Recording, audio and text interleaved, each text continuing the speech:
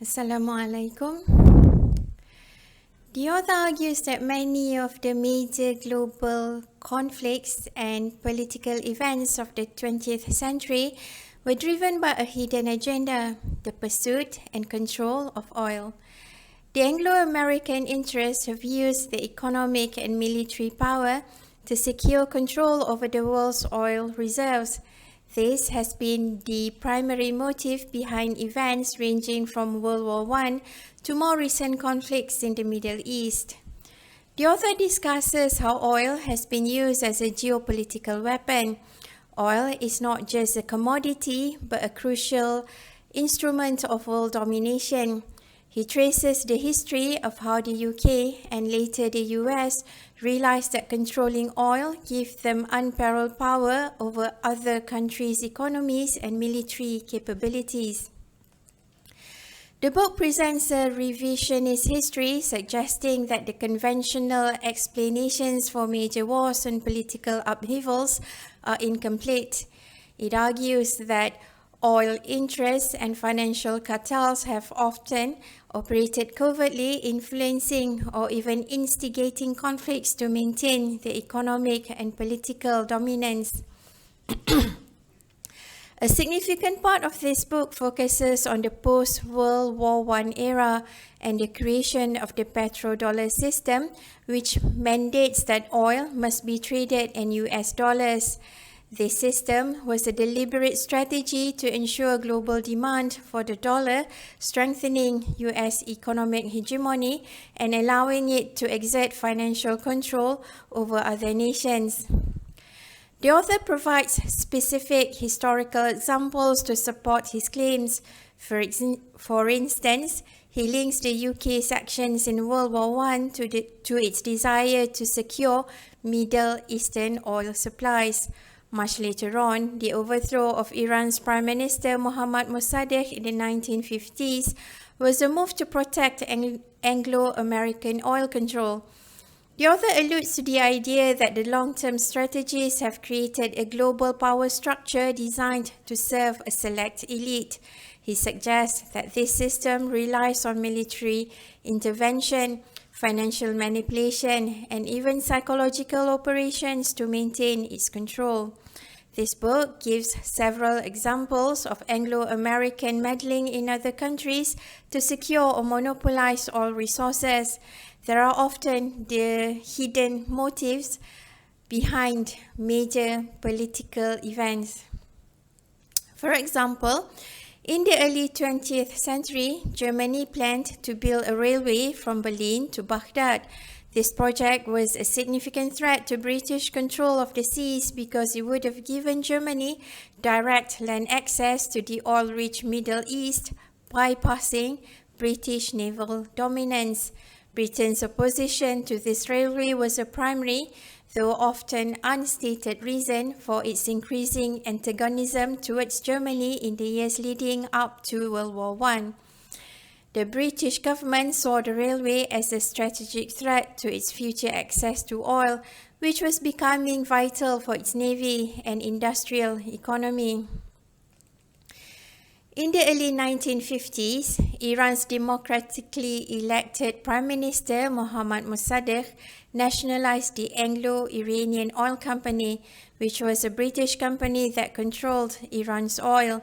The British government was enraged by the loss of its profitable monopoly and sought to overthrow Mossadegh with the help of the US. The CIA orchestrated a coup d'etat in 1953 through a joint operation known as Operation Ajax. The coup successfully overthrew Mossadegh and restored the Shah to power. Subsequently, the British monopoly was replaced by a consortium of mostly American and British companies, effectively re-establishing foreign control over Iran's oil.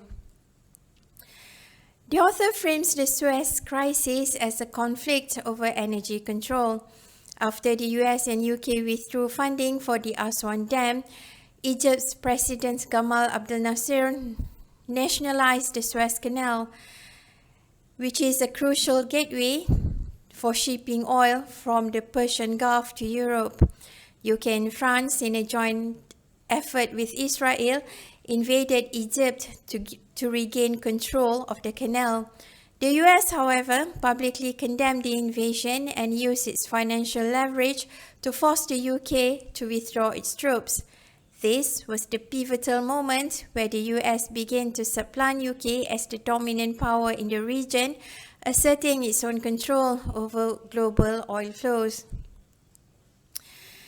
The breakup of Yugoslavia was linked to Anglo-American geopolitical interests, although not directly to oil in the same way as the Middle East. It was more about the strategic control of Europe and maintaining and containing potential rivals. In 1990, the US Congress passed the Foreign Operations Appropriation Law, which provided that any part of Yugoslavia that failed to declare independence from Yugoslavia within 6 months would lose US financial support. It demanded separate elections supervised by the US State Department.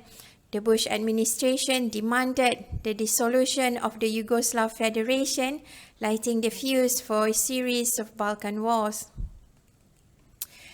The International Monetary Fund, IMF, and other Western financial institutions have used economic pressure and structural adjustment programs in the late 1980s and early 1990s to destabilize Yugoslavia's economy.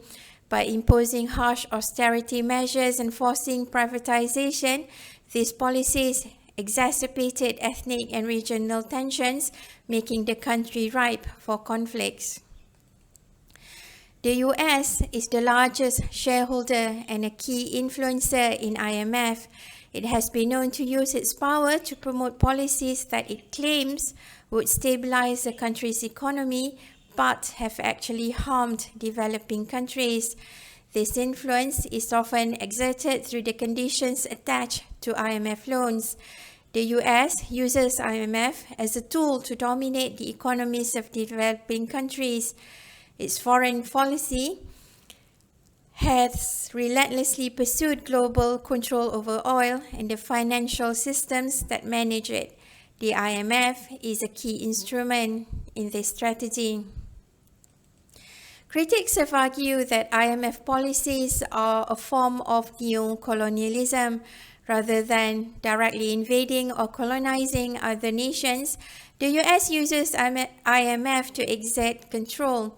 By forcing countries to open their markets and privatize assets, they create opportunities for multinational corporations from the US and other Western countries to dominate